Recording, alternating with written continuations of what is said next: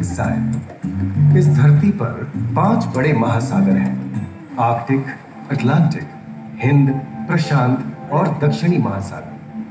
ये सागर इतने महत्वपूर्ण हैं कि इनका तापमान और लहरें दुनिया के हर हिस्से के मौसम पर असर डालते हैं, चाहे वो मौसम कितना ही खतरनाक क्यों ना हो। हमारी ही तरह पानी के नीचे पनपता हर जीवन सूरज की रोशनी पर निर्भर है। जी हाँ जनाब, सिर्फ ये जंतु, मछलियां, पेड़ पौधे ही नहीं, बल्कि बैक्टीरिया जैसे सूक्ष्म जीव भी सूरज से ऊर्जा पाकर खिलखिला उठते हैं। ये देखो मिस्टर ऊदबिलाव, कितने मजे ले रहा है। देखा इसे, अपने चेहरे की पोजीशन ऐसे बदल रहा है जैसे किसी स्पा में स्टीम ले रहा हो। और वो चली मैडम व्हेल इठलाते हुए सन बाथ लेने। और ये जोकर मछली यानी क्लाउन फिश, ये तो गाना भी गाती है भाई, बिना किसी जोरदार के। हाँ, ये राख समुद्री जानती है और कोई खतरा महसूस होने पर ये कभी हुर्राती है और कभी चहकती है। क्लाउन फिश है ना। और ये डॉल्फिन हमारे स्मार्टफोन से भी ज्यादा स्मार्ट है। ये अपनी आवाज का इस्तेमाल सोनार की तरह करके एकदम सही दिशा में तैरती और एक दूसरे को संदेश भेजती है। जी हाँ, ईमेल या व्हाट्सएप से भी तेज। मूंगा चट्टानें यानी कोरल रीफ दुनिया की सबसे विविध इकोसिस्टम्स में से है। इन चट्टानों को अक्सर समुद्र के वर्षावन कहा गया है। आई, समुद्र में वर्षा, अजीब बात है ना। अरे दरअसल इनका नाम इनके आसपास बसे इन जीवों की विविधता के कारण पड़ा है। इनमें से कुछ मूंगे गर्म उथले समुद्र में, तो कुछ ठंडी अंधेरी गहराइयों में रहकर हमारे इकोसिस्टम के संतुलन को बनाए रखते हैं। पौधे हमारे इकोसिस्टम का एक बहुत ही महत्वपूर्ण हिस्सा है और पानी में ऑक्सीजन का सबसे बड़ा स्रोत है। इस नीले पानी में मौजूद कई पौधों में से एक बहुत ही महत्वपूर्ण पौधा है फाइटोप्लैंक्टन, जो पूरी दुनिया की ऑक्सीजन की जरूरत का लगभग 50% बनाकर हमारा अस्तित्व बनाए रखता है। इन समुद्रों में पहुंचने वाली सूरज की रोशनी की मात्रा के हिसाब से उन्हें 3 क्षेत्रों या परतों में बांटा गया है। सतह के सबसे नजदीक वाली परत को यूफोटिक जोन या सनलाइट जोन कहा जाता है। जाहिर है कि यहाँ सूरज की सबसे ज्यादा रोशनी पहुंचती है और 90% समुद्री जीवन इसी परत में मौजूद है।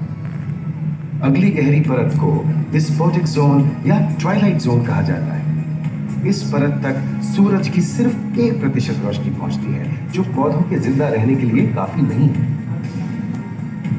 तीसरी और सबसे गहरी परत एफोटिक जोन या मिडनाइट जोन है। यहाँ सूरज की रोशनी बिल्कुल नहीं पहुंचती। ये परत पूरी तरह से अंधेरी और ठंडी होती है, बिल्कुल किसी हॉरर मूवी के सीन जैसे। ये कई जगह पर इतनी गहरी होती है कि यहाँ आसानी से माउंट एवरेस्ट जैसे ऊंचे पहाड़ भी समा सकते हैं। और इसकी सबसे गहरी जगह है प्रशांत महासागर में मरियाना ट्रेंच। महाद्वीपीय तटों के साथ लगे उतले समुद्री इलाकों तक पहुंचना आसान है, लेकिन ये समुद्र का सिर्फ 10% है। समुद्र की गहराई जितनी बढ़ती जाती है, उतने ही वहां के हैरत अंगेज जीव जिन तक पहुंचना मुश्किल होता जाता है। ये समुद्री जीव पहले तो अपनी खूबसूरती से आपको छलते हैं और फिर अचानक एक खतरनाक रूप ले लेते हैं, जिनसे बचना मुश्किल ही नहीं, नामुमकिन है। और ये क्या, अचानक ये रोशनी कहां से आई? ओहो, ये तो जेलीफिश का झुंड है, जिनकी रोशनी एकदम डिस्को लाइट की तरह लगती है। वाह, ये हुई ना बात। अब सभी बड़ी छोटी मछलियां इन चमचमाती डिस्को लाइट को देखकर पार्टी करने आई। और फिर यही रोशनी उन्हें बेरहमी से दबोचकर उनका शिकार करके अंधेरे में वापस गायब हो जाए। लेकिन सभी शिकारियों को छलावे से लुभाना नहीं पड़ता। सबसे घातक शिकारियों में से है शार्क, जैसे ग्रेट व्हाइट और टाइगर शार्क। शार्क आमतौर पर सूरज ढलने के बाद अंधेरे में शिकार पे निकलती है, समुद्री जीवों का यमराज बनकर। आज तक शार्क की 500 से ज्यादा प्रजातियों का पता चल चुका है। ये हर तरह के खुले महासागरों में, मूंगे की चट्टानों में, आर्कटिक की बर्फ के नीचे और समुद्र की अंधेरी गहराइयों में पाई जाती है। 500 से ज्यादा। और ये है समुद्री घोड़ा, जो तबड़क तबड़क नहीं, छप छप छप छप करता है, यानी दौड़ता नहीं, तैरता है।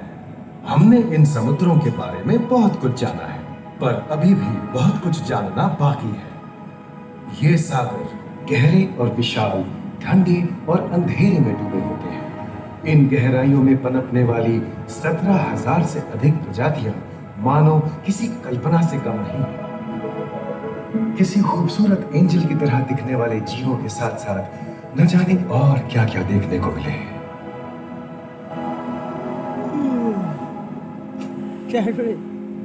इन विशाल सागरों के इकोसिस्टम इनके बाहर तक फैले हैं। खारे पानी की खाड़ियां, समुद्रों, समुद्र तटों और नमकीन दलदली इलाकों तक। मानव जाति दशकों से प्लास्टिक, जहरीले रसायन, तेल और ऐसी कई चीजों को पानी में बहाकर समुद्रों को नुकसान पहुंचा रही है। कई समुद्री जीवों या मछलियों जिम्मेदार हमारी मानव जाति ही है। पिछले कुछ दशकों में वैज्ञानिक पैमाने पर सामने आए खतरों में से एक बड़ा जलवायु परिवर्तन है, जिससे महासागर गर्म हो रहे हैं और ग्रीन हाउस गैसों की अधिकता और ऑक्सीजन की कमी के कारण इन समुद्रों का अम्लीकरण हो रहा है। सागरों के इस तरह गर्म होने से पानी का स्तर बढ़ गया है और बर्फ की चादर पिघल रही है। इस विनाशकारी बदलाव के परिणाम स्वरूप समुद्री जीवन खत्म हो रहा है और पूरे इकोसिस्टम के लिए ऐसे खतरनाक हालात हम ही पैदा कर रहे हैं। हमारी आने वाली पीढ़ी का भविष्य इस बात पर निर्भर करता है कि क्या हम आज अपने निजी जीवन से प्लास्टिक को हटाने जैसा छोटा कदम उठा सकते हैं, या फिर हम बड़े स्तर पर सख्त नियम बनाकर उन्हें लागू करें, जिससे समुद्री संसाधनों का दोहन और प्रदूषण कम हो। याद रखिए, बात हमारे अस्तित्व की है, तो बदलाव की शुरुआत भी हमें